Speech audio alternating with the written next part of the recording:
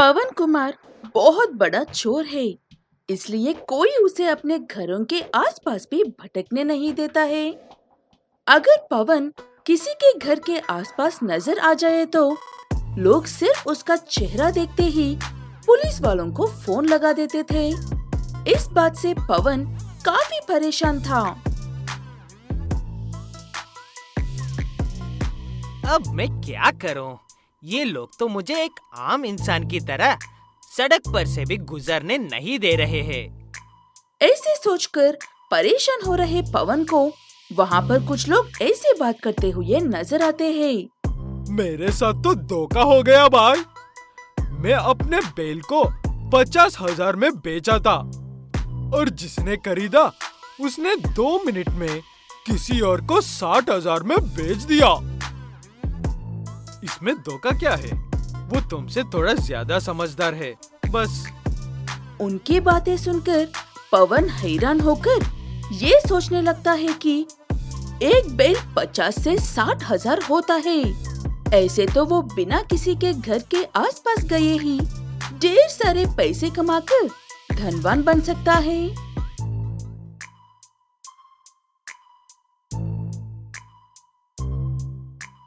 अब से मेरी ड्यूटी गांव के बाहर घूमने वाली बैल के साथ होगी।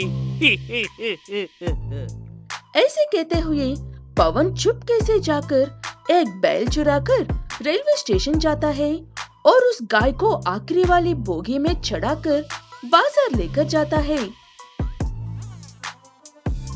जब टीसी उससे पूछता है कि गाय को लेकर कहाँ जा रहा है, तब ऐसे कहता है, मेरी बैल को अपनी मामा की याद आ रही है, इसीलिए इसे इसके मामा से मिलवाने के लिए लेकर जा रहा हूँ। अरे वाह, तुम तो बहुत अच्छे इंसान लगते हो, इसीलिए जानवरों की भावना को भी समझ रहे हो। जाओ जाओ। ऐसे कहते हुए टीसी उसे सफर करने देता है और पवन सीधे बाजार वाले स्टेशन में उतारकर उस बैल को 60,000 में बेच कर आता है। इतने सारे पैसे पवन को गांव के 10 घरों में चोरी करने पर भी नहीं मिलते थे। अरे वाह, अब से मेरा यही काम होगा और कुछ ही दिनों में मैं गांव के सबसे बड़े धनवान बन जाऊंगा।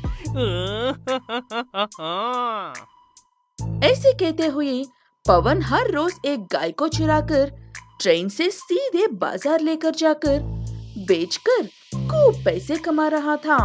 यहाँ पर गांव वाले हमारे बैल चोरी हो रहे हैं कहकर पुलिस स्टेशन में कंप्लेंट देने पर पुलिस वाले ऐसे कह रहे थे,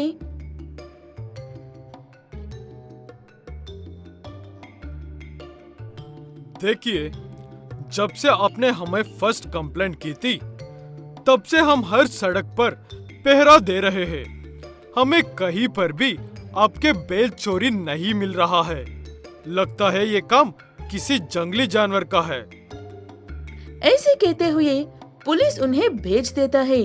घर लौटते वक्त गांव वालों को पवन दूसरी ट्रेन से एक बैल को अपने साथ लेकर जाता हुआ नजर आता है। पवन को देखकर गांव वाले टीसी से उस ट्रेन को रोककर पवन को पकड़ने को कहते हैं। तब टीसी उन गांव वालों से गुस्से में ऐसा कहता है, तुम्हारा दिमाग खराब है? इतने भले इंसान को पकड़ने के लिए कह रहे हो?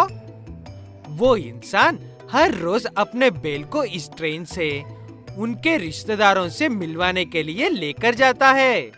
आज वो बहुत अच्छा काम कर रहे हैं। अपने बैल को उसकी दादी से मिलवाने के लिए लेकर जा रहे हैं। अबे वो मूर्ख, तुझे ड्यूटी किसने दी? वो ये 1 नंबर का चोर है, चोर।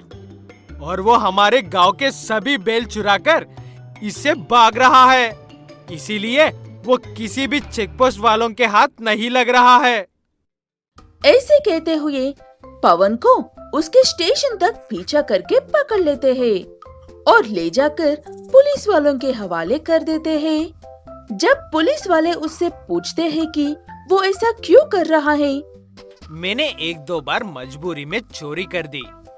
ये लोग मुझे गांव के सड़कों पर भी चलने नहीं दे रहे थे, इसीलिए मैं इन्हें इन्हीं की भाषा में जवाब देने के लिए ऐसा किया। उसकी बात सुनने के बाद पुलिस वाले उसे जेल में डाल देते हैं। कुछ दिनों बाद पवन अपनी सजा काट कर वापस आता है और जो भी पैसे उसने बैल बेचकर कमाए थे उनसे एक बहुत बड़ा घर बनाकर सुकून से रहने लगता है।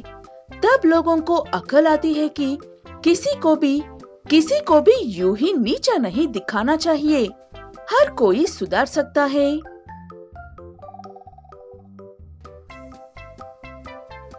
उसने तो खुद का महल बना लिया, वो क्या चोरी करेगा अब?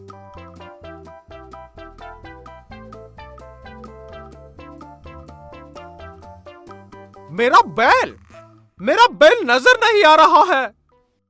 कानपुर नाम के गांव में चुलबुला नाम का एक व्यक्ति रहता था। चुलबुला कार वॉशिंग के काम करता है और बहुत अच्छे से करता है, लेकिन वो लोगों के साथ उनकी हासियत के हिसाब से बात करता है। जैसे कि धनवानों को तो इज्जत से बात करता है, थोड़े बहुत पैसे वाले हो तो मजाक से बात करता है, और अगर गरीब हुए तो समझो उसकी खैर नहीं है।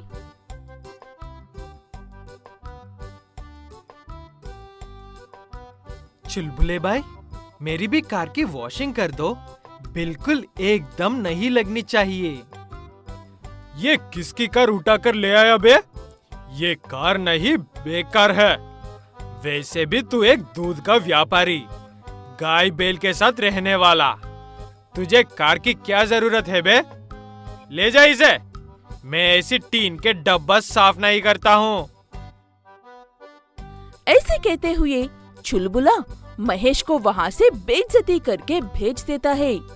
उदास होकर महेश वहाँ से चला जाता है और अपने घर के पास ही अपनी कार की वॉशिंग करने लगता है। महेश की गाय बहुत समझदार है, इसलिए उसकी एक गाय पानी का बकेट उठाकर लेकर आती है। एक गाय अपने मुंह से ब्रश पकड़कर कार साफ करती है और एक गाय पानी के प्रेशर से पूरी कार साफ करती है। वो देखकर महेश बहुत खुश होता है।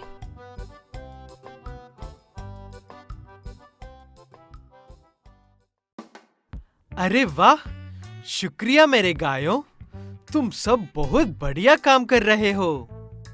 ऐसे अपनी कार को अच्छे से चमकाकर महेश बाजार में कुछ सामान खरीदने के लिए जा रहा था। तभी चुलबुला उसके ऊपर पानी मारता है और हंसने लगता है।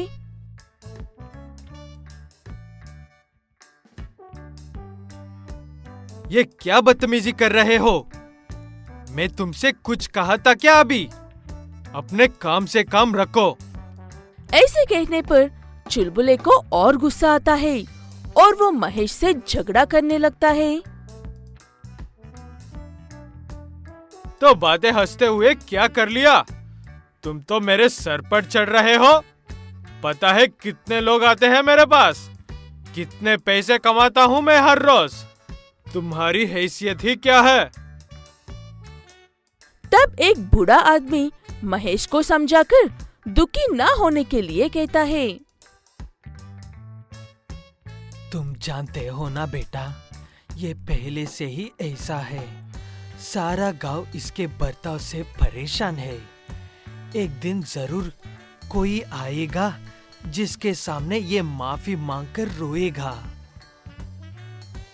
ऐसे कहते हुए वो बूढ़ा आदमी वहाँ से चला जाता है और महेश के दिमाग में एक ख्याल आता है और वो अगले ही दिन चुलबुले की दुकान के सामने खुद की वॉशिंग की दुकान खोल लेता है। उस दुकान में महेश की गायें गाड़ियों को बिल्कुल वैसे ही साफ कर रही थी जैसे कि उन्होंने महेश की कार को साफ किया था। वो देखकर सभी लोग अपनी गाड़ियों साफ करने के लिए महेश के पास ही आ रहे थे। मैंने ऐसा पहला कभी नहीं देखा महेश। गाय भी गाड़ियां साफ कर रही है, वो भी इतनी अच्छी तरह से, और तुम पैसे भी कम ले रहे हो। ऐसे देखते ही देखते चुलबुले का सारा व्यापार शांत हो जाता है। उसकी दुकान पर एक भी ग्राहक नहीं आता है। तब चुलबुले का घमंड भी टूट जाता है और वो महेश के पास आकर ऐसा कहता है।